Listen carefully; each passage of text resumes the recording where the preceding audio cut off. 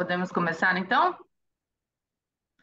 Muito bem, bom dia a todos, meus queridos, minhas queridas, sejam bem-vindos à nossa primeira reunião de 2023. 2023 que começou um tumulto, né, no direito tributário, arrisco dizer também no direito aduaneiro, ou com reflexos diretos no direito aduaneiro, no contencioso administrativo. Eu espero que no decorrer desse ano nós não tenhamos mais essas péssimas surpresas e esse acordar na segunda-feira com incríveis notícias e muito conteúdo para criar, para comentar, mas que seja mais tranquilo e muito mais técnico. E também que tenhamos reuniões frutíferas, como tivemos todo o ano passado. A intenção do grupo nesse ano é um pouco diferente da intenção do ano passado. Nós entendemos melhor separar em dois grandes temas os semestres. Então, no primeiro semestre, nós vamos focar em problemas que se relacionam às questões processuais, e no segundo semestre, nós vamos focar nos problemas que se relacionam às sanções, todos, obviamente, diretamente relacionados é, diretamente conectados com o direito aduaneiro.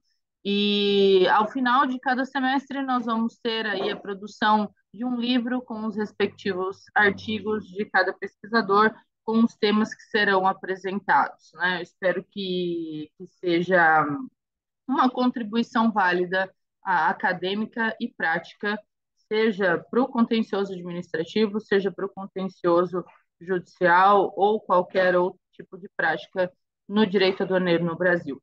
E, sem delongas, hoje a gente já vai inaugurar com um tema super recente, que é o limite da alçada no CARF posto pela mudança na MP 1160 de 2023, junto com a portaria que veio regulamentando essa questão, que fez parte de um pacote de medidas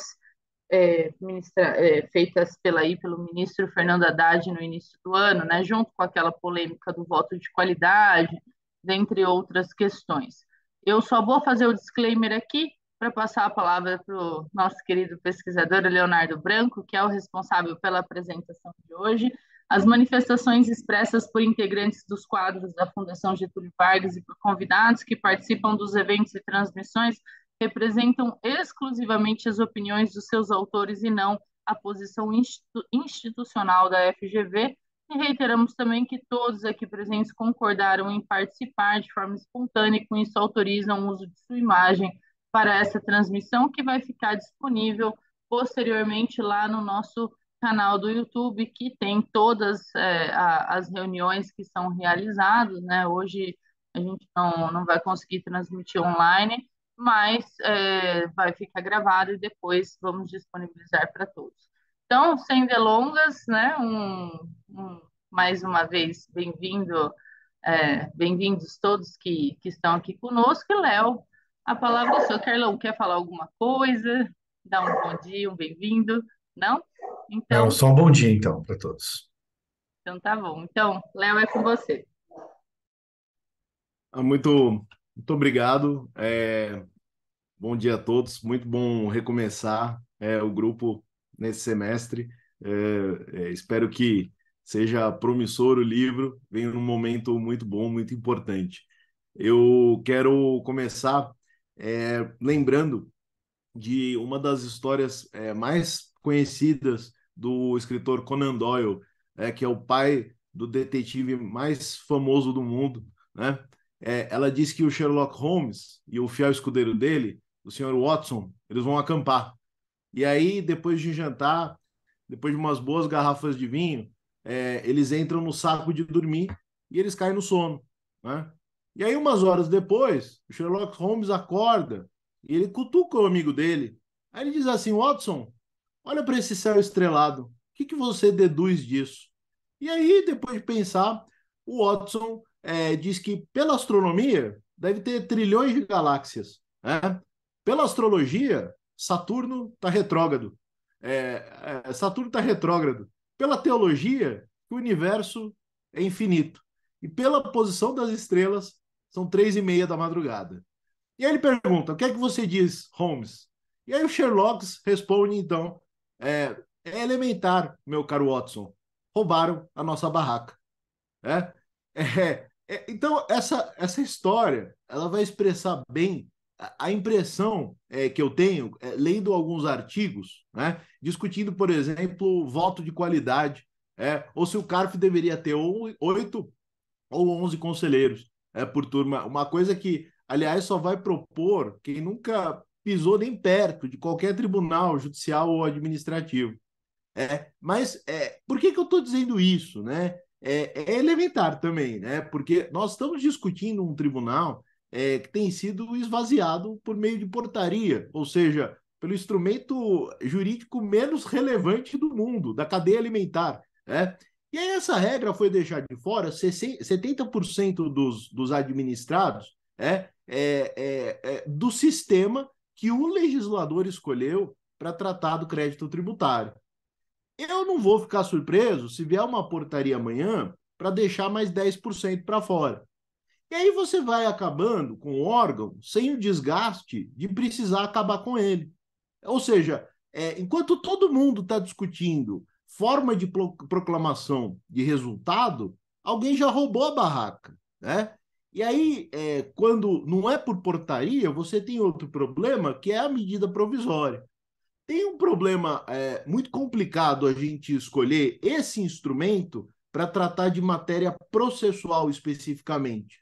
Porque hoje em dia é comum a gente ver medida provisória ser utilizada como o quê? Como um termômetro, né? Ou seja, você decide tributar um determinado setor, você faz isso por meio de medida provisória, você alega relevância e urgência, né?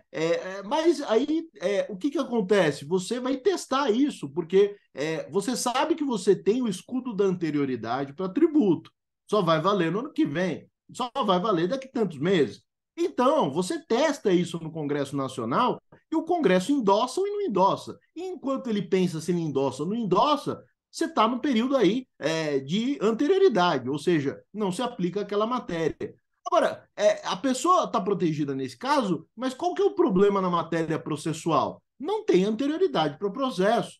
Aí tem um artigo que saiu hoje de manhã no Jota, do Michel Pierpiorca, do Daniel Paiva e do Eduardo Paiva, né? Eles dizem mais ou menos assim: então, o processo pautado na terça-feira, sob um salário mínimo de R$ 1.302, vai ser julgado.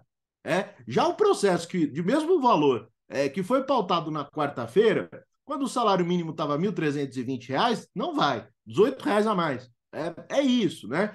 A gente tenta estressar um pouco o argumento, né? Porque isso leva até a questão sobre controle de pauta. Aquele processo que estava pautado para terça, mas não deu tempo de julgar e foi pautado na quarta. Você tem até um latim para justificar isso, que é tempus regit actum, né?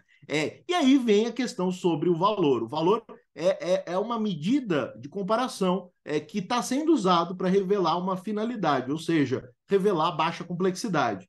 Agora, isso não revela baixa complexidade, por evidente. Então, talvez nós estejamos diante de outros critérios mais interessantes. Empresas no Simples Nacional, pessoas físicas e assim por diante. Mas realmente é bastante complicado a gente falar a respeito desse tema pela perspectiva do valor.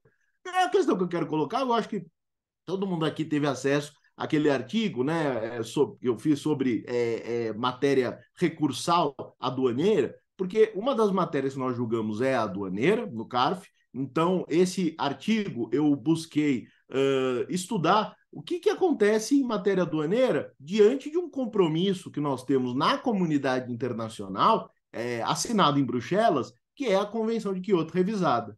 Esse é o decreto 10.276 de 2020. Então, desde 6/12 de 2022, ele passou a ser aplicável no Brasil.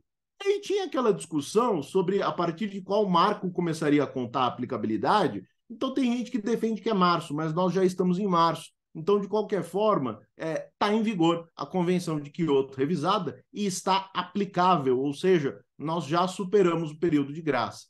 E aí vem a questão se existe ou não, ontologicamente, um direito a duplo grau em sede administrativa.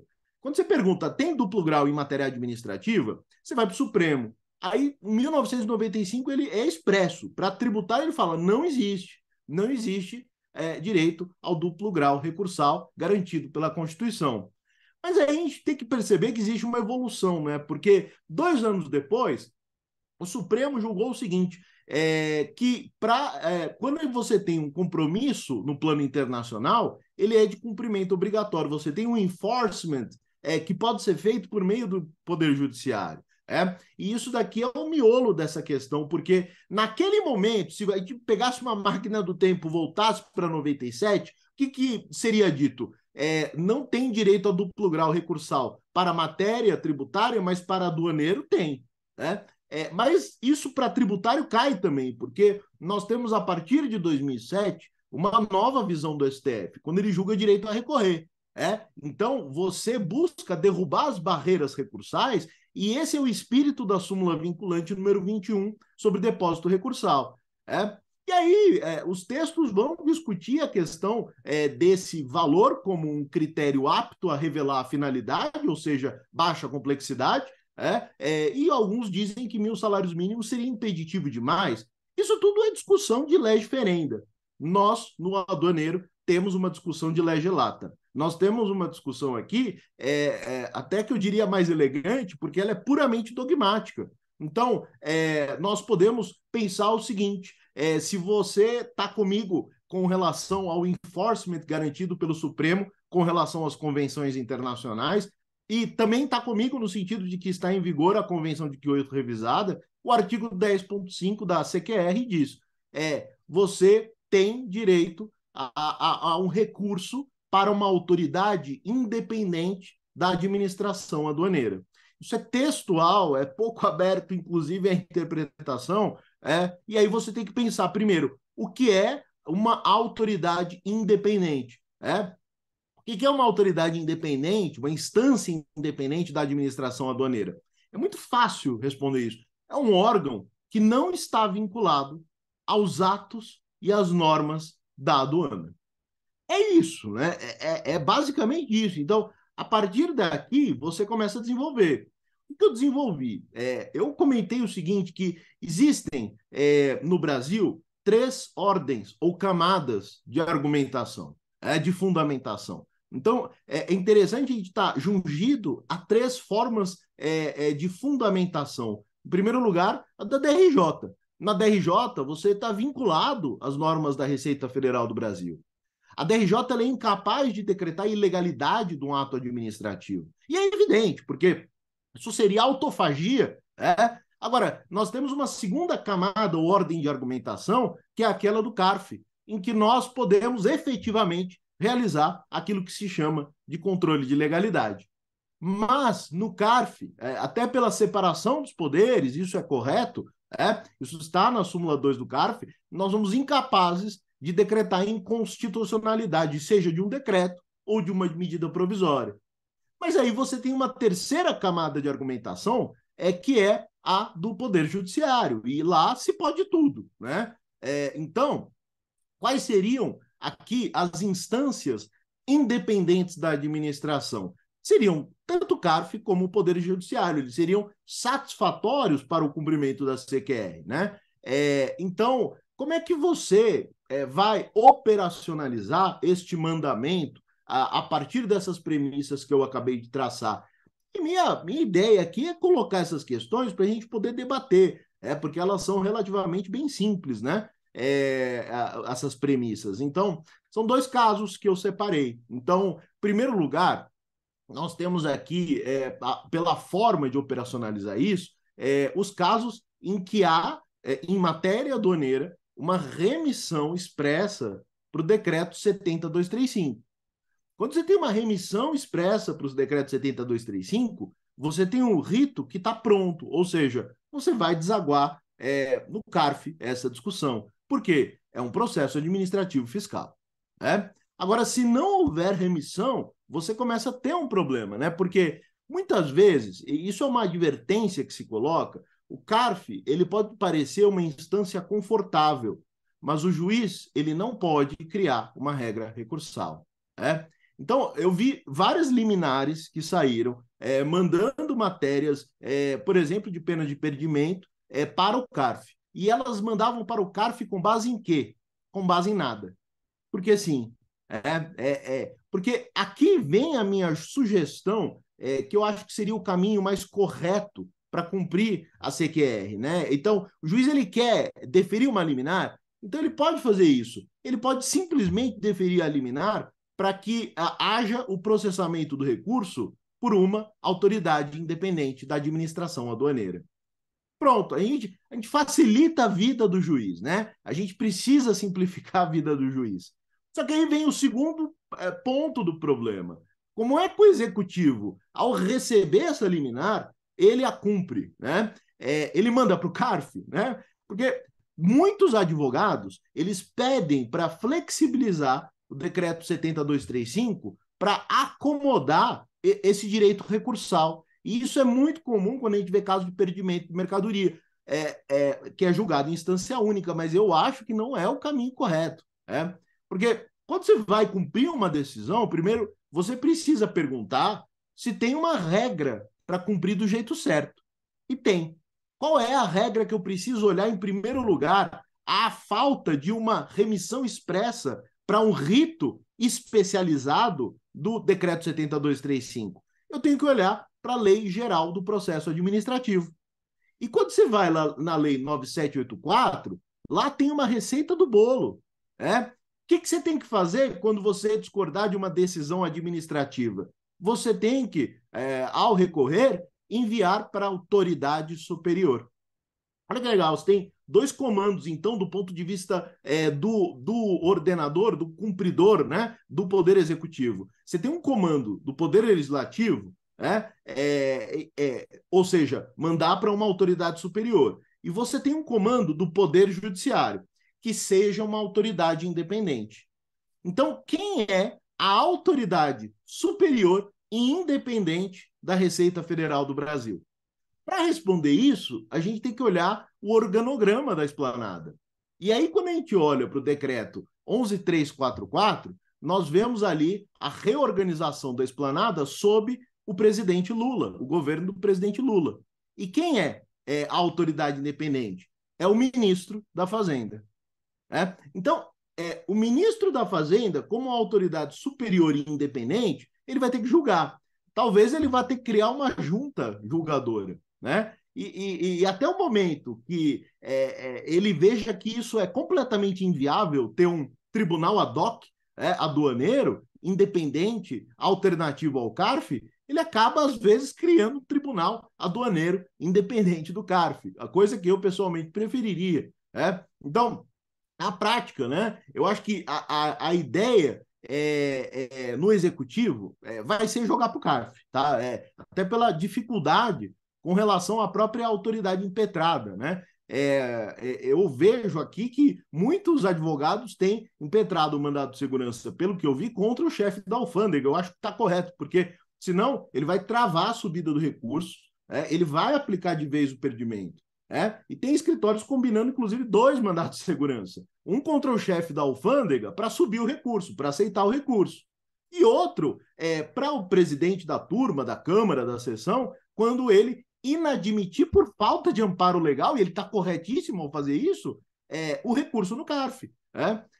Mas depende, óbvio, de como que vai sair a ordem liminar. Se for para julgar no CARF, aí não tem o que fazer, senão é desobediência, evidentemente, né? Então, para a matéria aduaneira, a gente tem um caminho extremamente objetivo, dogmático, e os nossos problemas, e era isso que eu queria trazer aqui para a discussão, exatamente como que se cumpre uma regra, uma ordem como essa, né? Então, primeiro lugar, as premissas.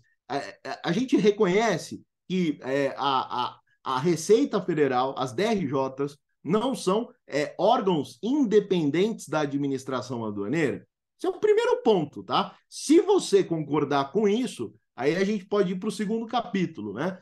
Como é que deve ser cumprida esta determinação da Convenção de Kyoto revisada, né? E aí a gente vai poder debater. Vai para o CARF? Não vai para o CARF? Não indo para o CARF, como que se resolve uma questão como essa? Então, eu Eu queria encaminhar aqui essa questão para até aproveitar o grupo para ouvi-los, né? Porque tem muita coisa aqui que acho que é aberta a debate, eu acho que seria interessante ouvir os membros do grupo. Então é isso, professor Carlos, professora Mariel, devolvo aqui a palavra para a gente começar a conversar a respeito desse tema.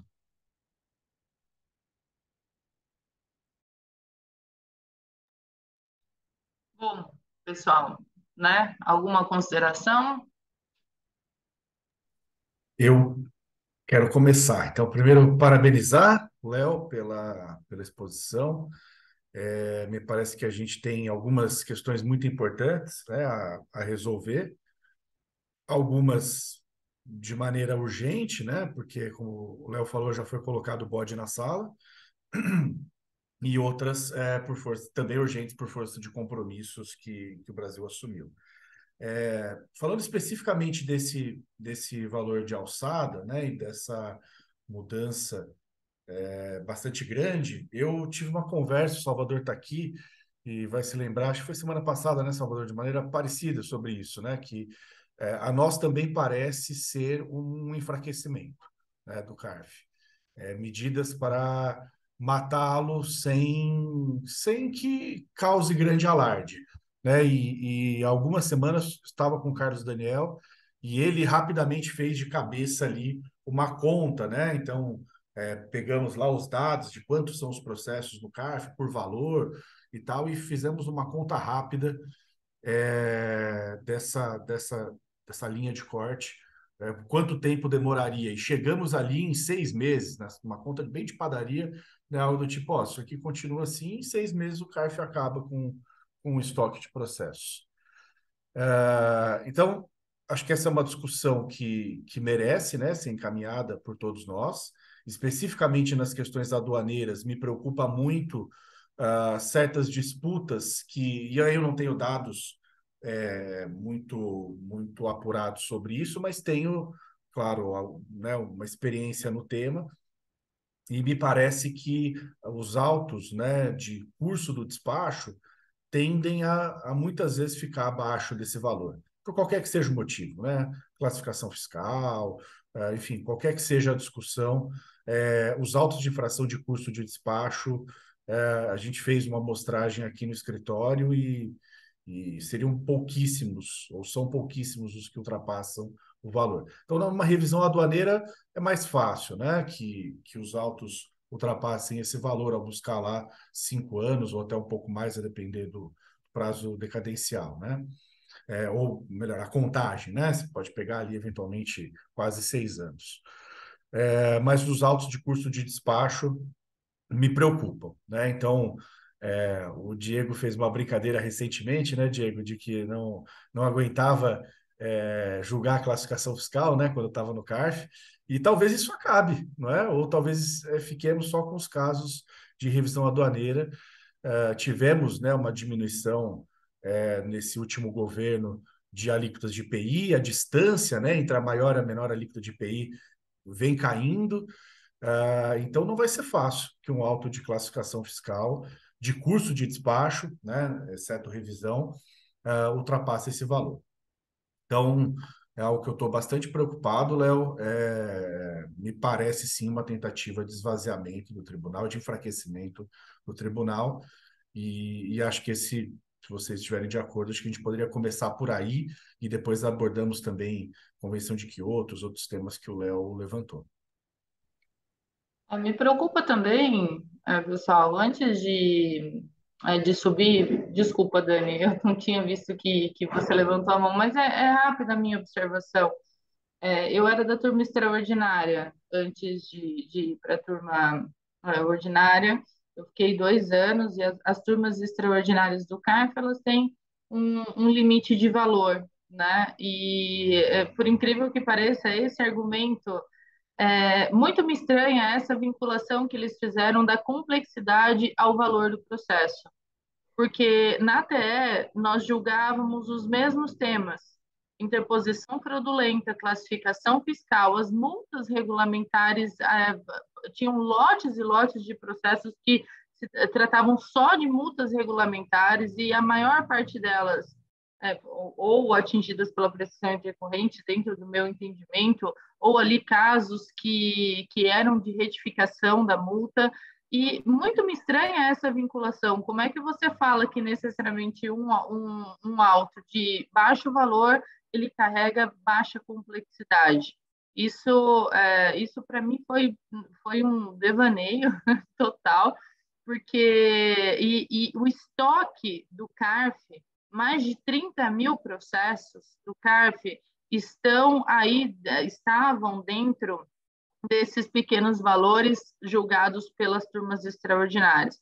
Aliás, as turmas extraordinárias, salvo engano, o professor Trevisan pode até complementar a minha fala ou comentá-la, as turmas extraordinárias, de um certo modo, elas foram criadas para escoar esse estoque do CARF, o que carrega todas as diferenças que foram trazidas, né, pelo Leonardo. Por exemplo, as turmas extraordinárias são compostas de 4 conselheiros, mas ainda são conselheiros, não são atingidas por essa vinculação da DRJ, não são atingidas por outros vieses em termos de diferença de julgamento. Então, eu só queria trazer esse comentário, porque para mim foi totalmente desconexa essa tentativa de vinculação que eles fizeram com a experiência que tive entre TE e entre TO, né? Não há, assim, quando nós pegamos falar, mas a TE, os processos... Não são. Inclusive, na TE, muitas vezes existem algumas peculiaridades pelas defesas serem elaboradas por escritórios menores, né, ou pela própria pessoa jurídica, né, representada ali na pessoa do administrador. Existem algumas peculiaridades que deixam o processo muito mais complexo, né? Esse ano, na TO, nós julgamos alguns processos meus que eram resquícios da TE, e o presidente da minha turma até comentava, ele falava assim, a Mariel fala que é simples, mas não é nada simples, né? De repente tem alguma coisa ali no meio do caminho que travava a discussão e nós ficávamos 2 horas discutindo um processo que, aos olhos, né, dessa MP e dessa portaria, são de baixa complexidade. E de baixa complexidade não há nada, né? E qual é a tolhida da oportunidade e do direito do duplo grau que estamos trazendo para essas empresas que têm esses autos de infração de valor menor? Então, era só esse meu comentário, Dani. Desculpa ter furado a sua fila, eu não vi a sua mão levantada. Bom dia a todos.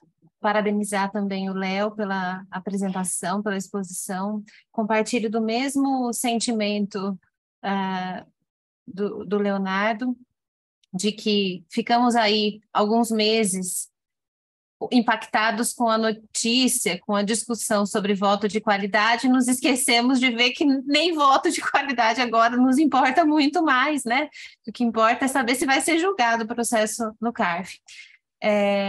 Eu acho que há 2 vieses de serem abordados aqui, um doutrinário. Eu vou trazer algumas provocações que eu sinto vendo essa discussão da alçada, mas eu não queria perder a fala do Carlos, porque na prática, um outro aspecto que não o doutrinário eu já estou cuidando de 4 fiscalizações lavradas sobre o mesmo tema, o mesmo guarda-chuva, ao invés de ter sido lavrada uma única, como sempre foi para essa empresa, ao invés dessa empresa estar sendo em um único mandado de procedimento fiscal fiscalizado sobre aquele guarda-chuva, aquele período, aquela revisão aduaneira, ela está com 4 fiscalizações em andamento sobre o mesmo guarda-chuva. Então, 4 mandados de procedimento fiscal distintos, diferentes, que vão provavelmente culminar em 4 autos de infração diferentes, sendo que esses 4 autos poderiam ter sido abrigados em uma única fiscalização, como sempre foi. Então, na prática, me parece que são 2 pontos que a gente tem que pensar também. Primeiro, eu tive uma limitação gigantesca de valor e estou tendo um movimento, né, na ponta, né, dos fiscais, Eu não sei aí se é uma orientação, mas uma orientação de dentro, né, do Ministério, enfim, mas o reflexo também está vindo pela ponta e é o que num primeiro momento eu já havia pensado e agora eu posso dizer na prática que está acontecendo. Então, ao invés de lavrar um único auto de infração, esse auto vai ser splitado provavelmente em 4 autos de infração para que não alcance esse valor de alçada. Acho que esse é um aspecto prático. No âmbito doutrinário, né, no âmbito mais acadêmico de se pensar, me chama muito a atenção o fato de que, por que 60 salários, né? Por que esse valor de alçada? Qual é a justificativa de que, um pouco também na linha do que a Mariel falou, de que isso é complexo e o resto não é complexo? Qual é a linha? E eu acho que nós estamos falando aqui de atos administrativos que precisam ser fundamentados, né? Não são atos administrativos discricionários, ainda mais quando ele, em uma certa medida, fere o direito do outro, né? Que no caso o outro é o contribuinte, né? Então, assim, eu estou limitando direitos a troco do quê, né? É essa pergunta que eu acho que precisa ser respondida também e que não foi. Então, assim, por que 60? Qual é a justificativa para essa alçada? 60 ou 30, agora eu me confundi, mas enfim, qual a justificativa para essa alçada? Eu acho que começa daí, porque eu limito o direito a troco do quê? Sob qual justificativa? E um outro impacto que eu acho que é relevantíssimo e que também me parece que não entrou nas discussões e o impacto disso no judiciário? Porque esses autos de infração não deixarão de ser discutidos. É óbvio que as empresas vão precisar garantir, isso vai aumentar o custo, mas naquilo que as empresas realmente acreditam que tem direito, que estão sendo lesadas, esses autos, é ingenuidade achar que isso não vai ser mais discutido, e vai impactar no judiciário. O judiciário foi chamado para essa discussão, né? E não foi, a gente sabe que não foi. Então, assim, o que se faz disso? É simplesmente esvaziar o CARF sem dar alternativas, sem criar outras alternativas e esvaziar numa medida de 2 frentes, né? Frente legal e frente prática, que é o que me parece que é o que vai acontecer ali, abrindo autos de infração diferentes. Dani, eram 60, subiu para 1.000, né?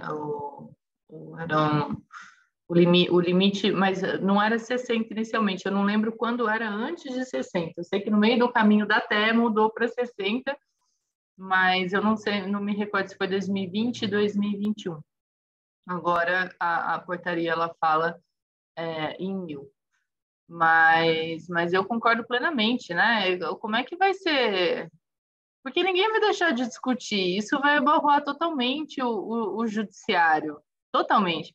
Eu me lembro de uma discussão em Minas Gerais que o pessoal... Eu não me recordo exatamente sobre o tema. Eles estipularam um valor X, um teto, para considerar pequenos industriais, né? Então, assim, aqueles pequenos produtores, né? Considerar pequenas industrializações, e essas pequenas industrializações tinham muito mais acesso do que grandes empresas dentro de Minas. Isso a título de ICMS, tá? Na época que eu julgava ICMS, e a discussão, a pergunta era: por que, de onde vocês tiraram esse número holístico? Por que vocês estão determinando esses 180 mil de faturamento para pequenos industriais? Isso foi feita uma pesquisa de campo? Foi realizado um levantamento no faturamento de todos para que vocês tivessem uma ideia de que a maioria é abarcada por isso? E a pergunta é a mesma minha, Dani, que a sua. Por que 1.000 salários, né? Por que pularam de 60 para 1.000? Foi feito um levantamento em todo esse estoque do CARF que está lá nos dados abertos? Então, como eu tenho dito com a Ludmila, em alguns artigos que estamos veiculando no Conjur, no Direto do CARF, nós temos muitas perguntas sem respostas. Muitas perguntas sem respostas, né? E quando é que elas vão ser respondidas? Porque elas não vão ser respondidas pelo judiciário e nem por nós, conselheiros. Então, quando esses questionamentos eles vão finalmente, né, ser sanados para que nós possamos trazer um raciocínio lógico, né, e uma coerência para essas decisões e para a estruturação do próprio tribunal. Então, primeiro Léo, depois Diego. É muito rapidinho, né? É muito rápido. Eu só quero lembrar que a gente tem que tomar um certo cuidado também na discussão, porque a alçada não é e nunca foi inconstitucional, tá? Eu acho que é um primeiro ponto que a gente tem que ter em mente. A gente sempre teve alçada, elas são uma prática extremamente comum. Parece, inclusive, que tem até reconhecimento da própria OMA, né, a respeito das alçadas, né? O quanto passa a ser problemático. Então, é definição de critério. Segundo lugar, a gente tem, dogmaticamente, tem a alçada aí de 1.000 salários mínimos, né? A gente pode espernear, pode ter o chororô, mas tem a alçada aqui. No direito aduaneiro, nós temos uma questão para ser colocada. É evidente que eu acho que a alçada ela não pode tornar a exceção a regra. Aquela metáfora que o professor Hugo de Brito usou de a solução para a superlotação de um hospital público, você fechar a porta para deixar o paciente morrer do lado de fora. Isso não pode acontecer. Agora, o quanto é uma discussão importante, mas o fato é que nós temos essa regra hoje vigente e nós temos que lidar com ela de alguma forma.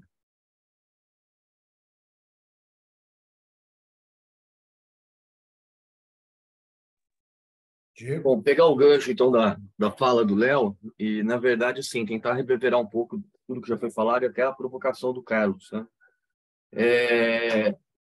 Eu acho que o primeiro ponto que a gente precisa refletir aqui, e também concordo com o Léo, a alçada é algo que a gente reconhece no ordenamento jurídico como algo existente desde sempre em diferentes áreas, né?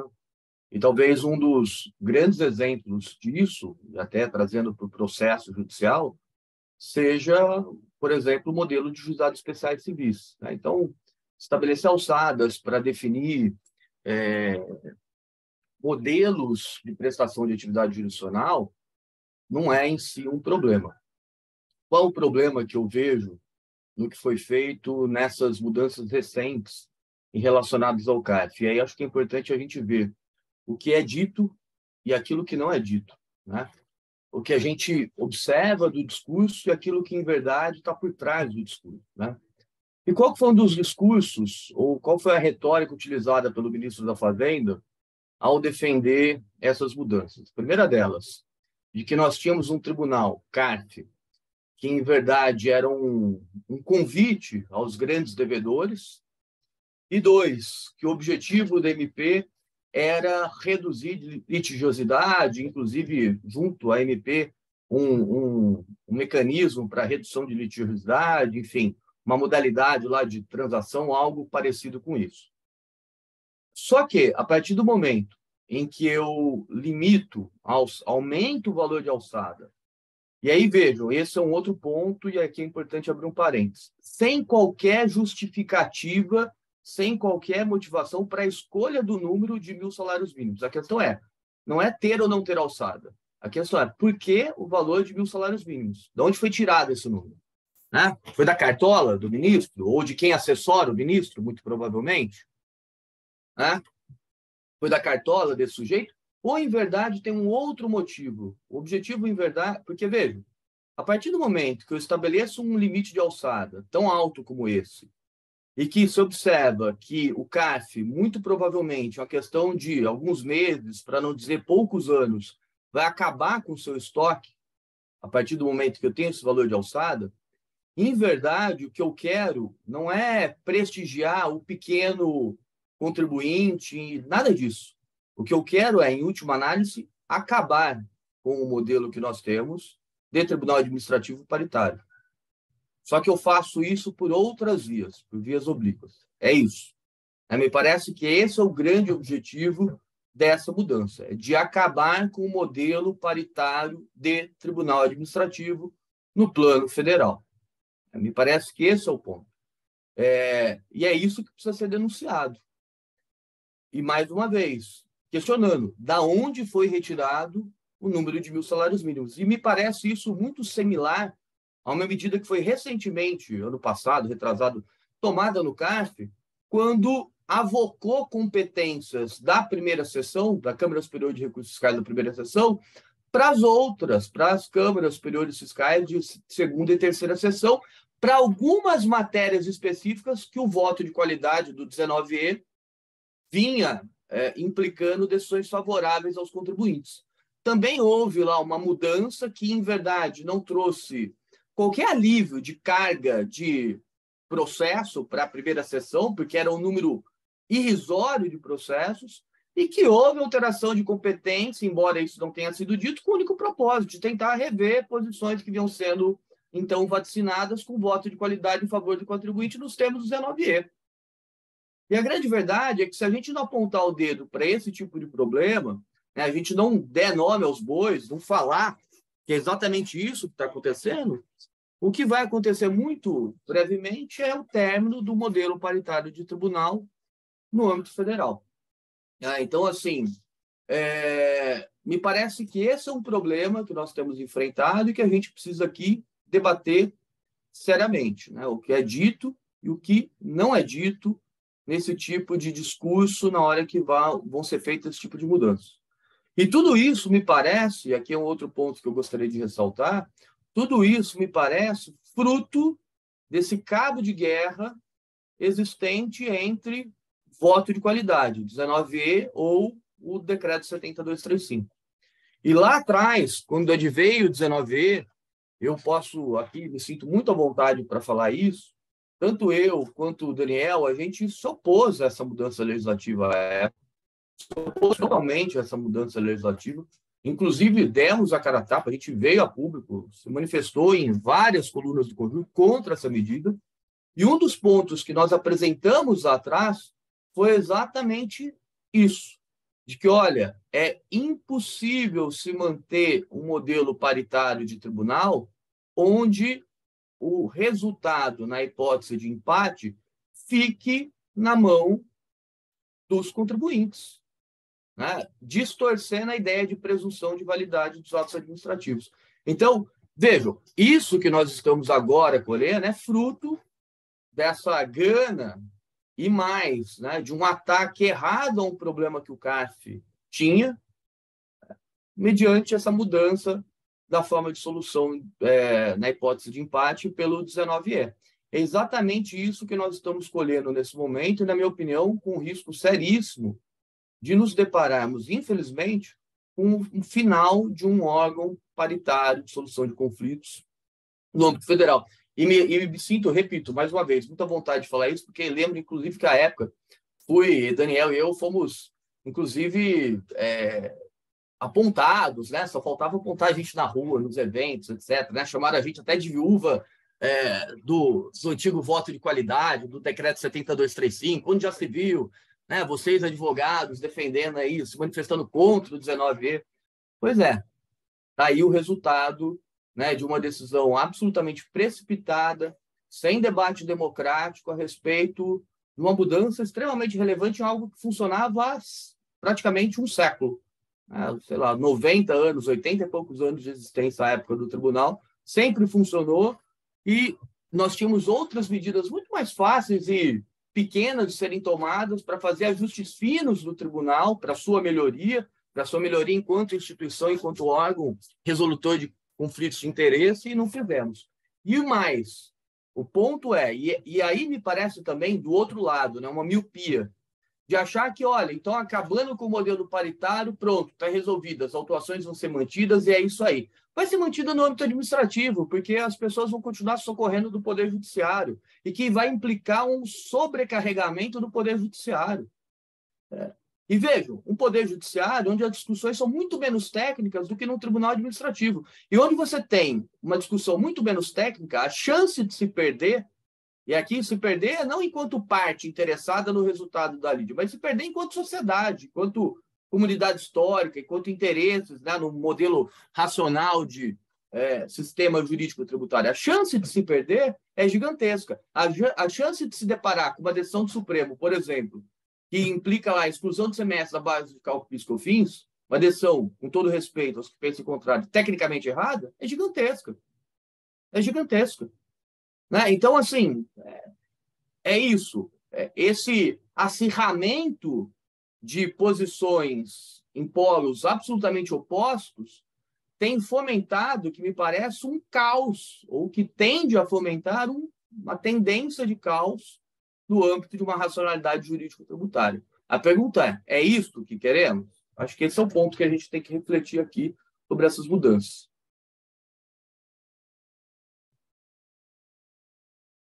Muito bem, pessoal.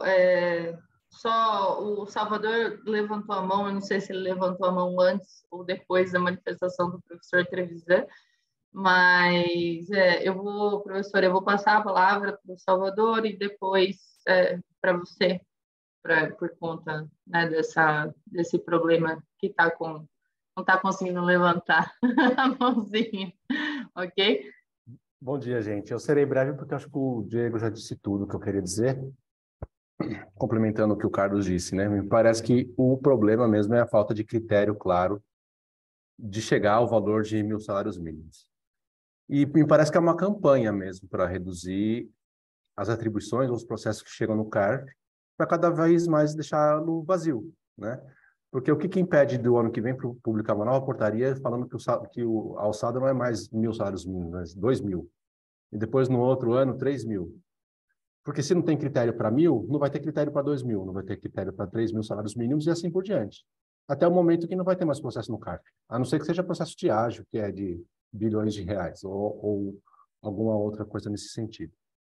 Então, me parece que está uma campanha sendo implementada ali, capitaneada pelo Sindifisco e pelo ministro da Fazenda, nos discursos que ele fez até agora de que o CARF não presta, que é uma jabuticaba, e, enfim, de que os conselheiros das empresas, né? Na verdade, não são nem os conselheiros, ele fala que as empresas estão no CARF, metade da composição do CARF é das empresas que defendem seus próprios interesses, e me parece que é uma ideia mesmo de esvaziar. E eu não vou entrar nesse mérito de discussão sobre o papel dos conselheiros, o que eles representam para a sociedade, o trabalho que eles realizam, porque eu já estou até um pouco cansado deste assunto. A matéria da Carta Capital foi um tiro no peito, assim. Fiz alguns comentários na internet que não precisavam existir esse tipo de discussão. Não dá nem para chamar de reportagem, né? Aquilo lá é panfleto, cara, né? Panfletagem, né? É panfleto total. E teve um da Folha, uma semana antes, no mesmo teor. Assim, é uma campanha para minar, inclusive, a honra dos conselheiros, né? Então, é um completo absurdo que cada vez mais está se proliferando e as pessoas estão comprando a ideia. Eu só queria comentar isso, de que nada impede de que daqui a um tempo o critério que não existe de valor da alçada seja aumentado para 2.000 salários mínimos e aí cada vez mais o CARF seja esvaziado.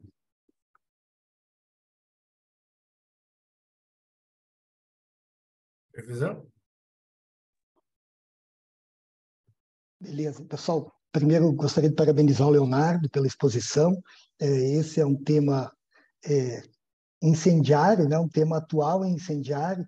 É bem interessante, porque algumas das coisas que fazem com que exista uma indignação generalizada hoje, há 3 anos existiam e não havia indignação alguma, né? O voto de qualidade é uma delas e a existência de alçada é outra. Então, parece que o que a gente está... isso que eu entendo do comentário do Leonardo, do comentário da Daniela, do comentário da Mariel, que, na verdade, a alçada não deve gerar indignação. O que a gente está debatendo é o valor da alçada, né? A gente não está dizendo que a alçada é inconstitucional ou que um eventual julgamento em duplo grau, porque o julgamento não deixou de ter duplo grau, o julgamento dessa portaria não deixou de ter duplo grau, né? Que um julgamento em duplo grau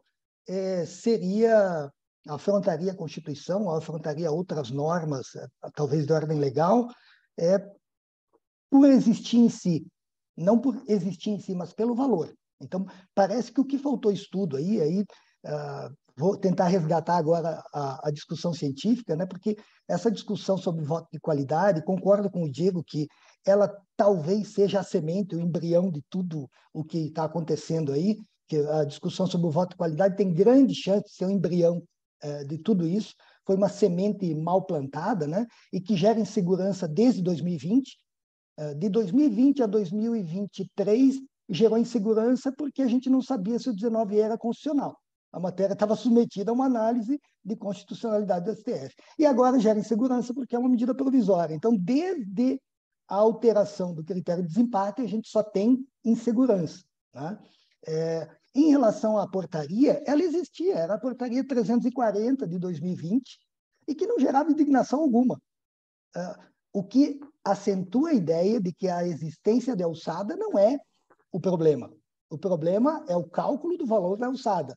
Então, aí, essa dosagem de mão é que é a fonte do nosso debate. E aí, sim, a gente pode debater isso cientificamente. É interessante, porque com o manejo desse corte, com o manejo da alçada, eu tenho uma estimativa científica, técnica, de quantos processos vão restar e quantos não vão restar. Eu consigo fazer esse corte com extração de dados de sistema. Eu entro num DW lá, extraio dados de sistema com essa margem de corte. E aí a pergunta, essa é a pergunta que deveria nortear qualquer estudo sobre o CARF e sobre a litigância administrativa no Brasil. Como fazer para diminuir a litigância administrativa no Brasil? A gente tem uma litigância administrativa sem igual no mundo, porque a gente gerou circunstâncias sem igual no mundo para que houvesse esse volume de litigância administrativa. Pode ser que esse valor de 1.000 salários mínimos tenha atirado nessa redução da litigância com uma bazuca e não com o calibre acertado, né? Mas a gente precisa, de alguma forma, diminuir a litigância, e com estudos um pouco mais preocupados do que esses que a gente tem visto. Com estudos um pouco mais preocupados daqueles que dizem: não, a gente precisa de transação, de mecanismos alternativos de soluções. Claro, isso é óbvio, a gente precisa disso. Não precisava nem fazer um estudo para saber que a gente precisa de meios alternativos de solução de controvérsias na via administrativa. Mas a gente se nega, é a negativa do benchmarking, né? A gente se nega a olhar o que os outros países estão fazendo. E chega a ter artigos escritos dizendo que nós é que devíamos ensinar os outros, que os outros não têm nada para ensinar para a gente. Então, essa negativa de benchmarking é ruim para nós, principalmente para nós aduaneiros. Então, eu posso até não querer adotar o modelo que, sei lá, os Estados Unidos adotam, a Alemanha adota, mas eu não querer nem saber o que eles fazem, me parece muito ruim. Então, eu quero levantar aqui uma grande crítica à negativa de benchmarking, à recusa de analisar como as coisas funcionam em outros países. Eu acho que isso é bom, eu posso até chegar à conclusão que o meu é melhor, mas antes eu preciso olhar os outros. Eu não posso negar de olhar os outros e dizer que o meu é melhor e ponto. Tá? Isso parece aquele menino que vai na loja, compra, paga R$15 do chocolate, aí ele se recusa a olhar os preços das outras lojas. Ele pagou 15. Ele pagou 15, se ele achar numa outra loja por 12, isso vai ser um absurdo, é melhor nem olhar. Então, a gente não pode recusar o benchmarking. E nisso, acho que um grupo desse porte, como o nosso aqui, seria super bem-vindo, um estudo comparado em termos de processo administrativo. Tá? A gente teve estudos feitos por consultorias contratadas, em que não tinha nenhuma análise comparada, estudo de 1.000 páginas com nenhuma análise comparada de processo. Como que eu vou analisar o processo no Brasil sem análise comparada? Tá? Isso é se fechar no próprio umbigo. Então, essa discussão de alçada, de desempate, de tudo mais, ela acaba sendo cosmética perto do que... ninguém discute o tamanho da coisa. Então, a pergunta que eu faria, a pergunta que na minha cabeça é a que mais fica bombando, é como diminuir a litigância administrativa? Eu não tenho dúvida de que esse aumento de alçada para 1.000 salários mínimos vai diminuir a litigância administrativa, mas essa é uma das soluções. Vamos tentar apresentar outras? Que solução alternativa a gente teria para diminuir a litigância administrativa, talvez amparada em benchmarking, e que pudesse ser uma alternativa bonita a isso que a gente está vendo aqui. Tá? Então, para a gente sair da simples crítica, eu acho que está bem perceptível aqui que a crítica não é a alçada, a gente pode ter alçada, a crítica é o valor e como se chegou a esse valor. Tá? Da mesma forma, a gente poderia analisar se outros países o têm, e o Leonardo adiantou, acho que a gente já conversou sobre isso, né, Leonardo?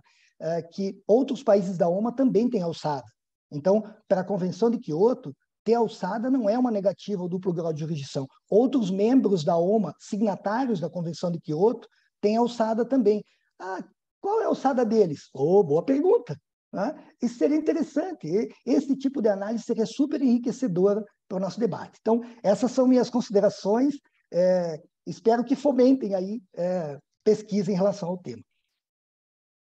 Pois é, gente, eu estava até, enquanto o professor Trevisan estava falando aqui, eu fiz, professor, um dia eu vou confessar, eu estava pistola com essas fake news que estão sendo disseminadas por aí, porque, embora as pessoas elas critiquem muito a paridade do órgão e falando que o Brasil é uma jabuticaba em relação a essa estrutura do Tribunal Administrativo, também as pessoas não falaram como é lá fora.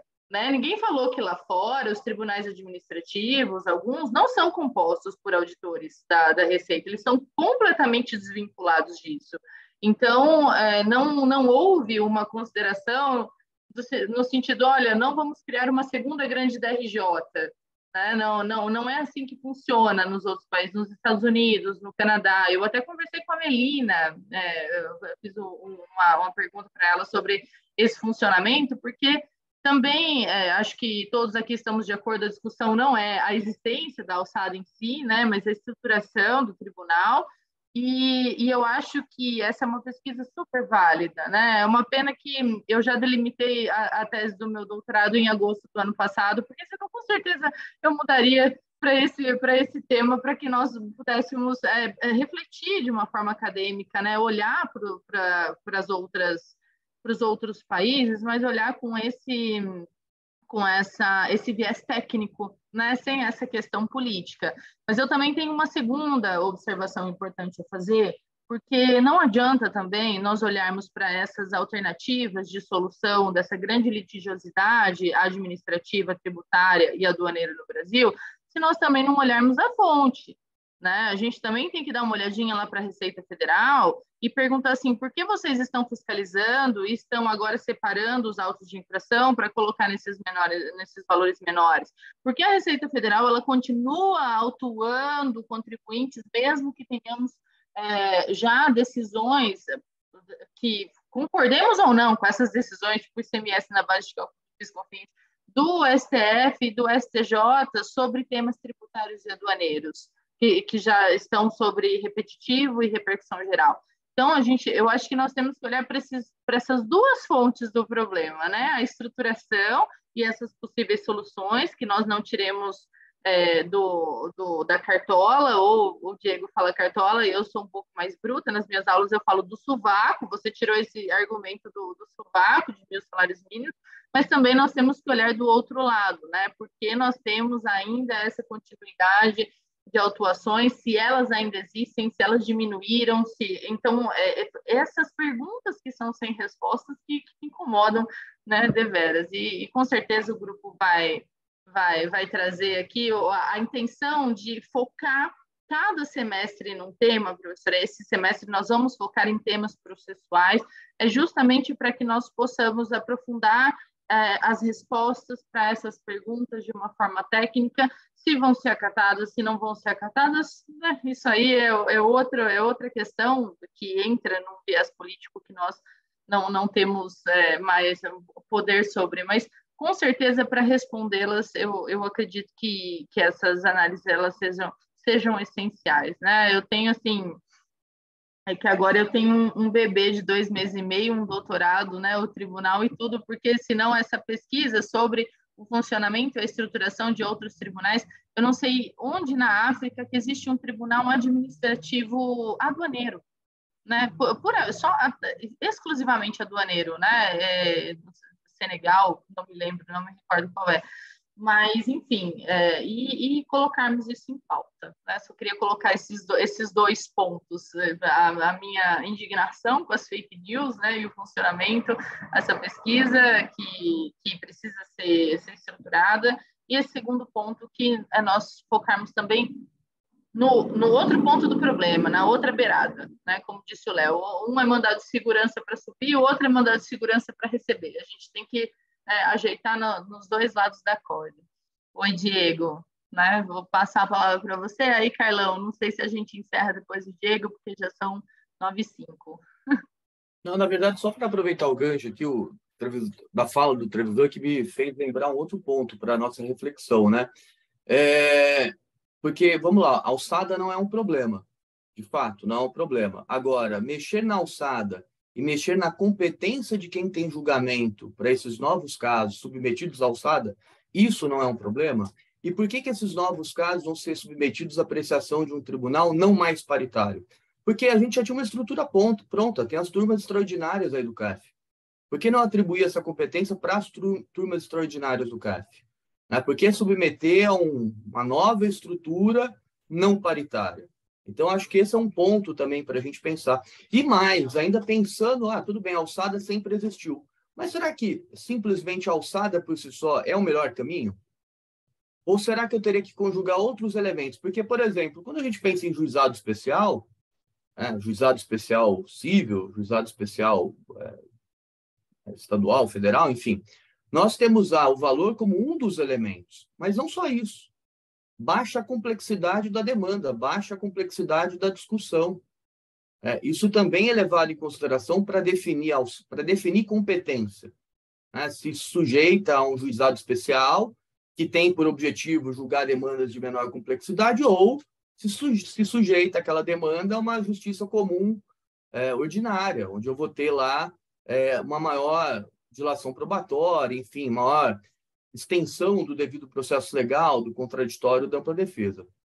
Então, acho que esse é um ponto também para a gente sopesar. Será que a alçada é o único critério, de fato, relevante para definir complexidade de demandas? E será que, mais do que isso, será que, de fato, ela reflete complexidade de demandas? Porque eu não sei vocês, mas eu cansei de julgar casos, às vezes, de baixos valores extremamente complexos. Diferentemente de outros, que tinham valores, às vezes, astronômicos e cuja complexidade não era tão relevante assim. Então, acho que esse é um outro ponto para a gente também aqui pensar e refletir a respeito da questão do valor de alçada, né? Será que, de fato, é um critério mais adequado? Será que eu não teria que conjugar outros critérios?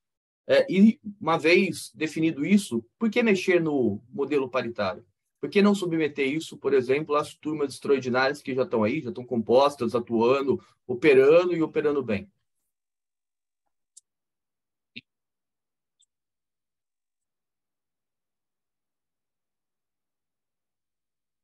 Bom, pessoal, acho que é isso. Começamos um pouquinho atrasado por problemas técnicos e passamos do nosso tempo agora. Então, eu queria desejar um ótimo dia, uma ótima semana a todos. Precisamos retomar esse tema e, claro, como eu comentei aqui no chat, o próprio tema da CQR, que era um dos objetivos de hoje e acabamos não conseguindo discutir, mas teremos um semestre todo pela frente, né? Acho que essa divisão proposta pela Mariel foi ótima para que a gente foque em questões processuais nesse primeiro semestre. Então, não faltará oportunidade para a gente trazer essas e outras discussões. Então, muito obrigado a todos. Tenham uma ótima semana. Bom dia para todo mundo, pessoal. Tchau, tchau. Obrigada, Léo. Foi ótima apresentação. Até mais. Tchau, tchau. Tchau, tchau. Um abraço.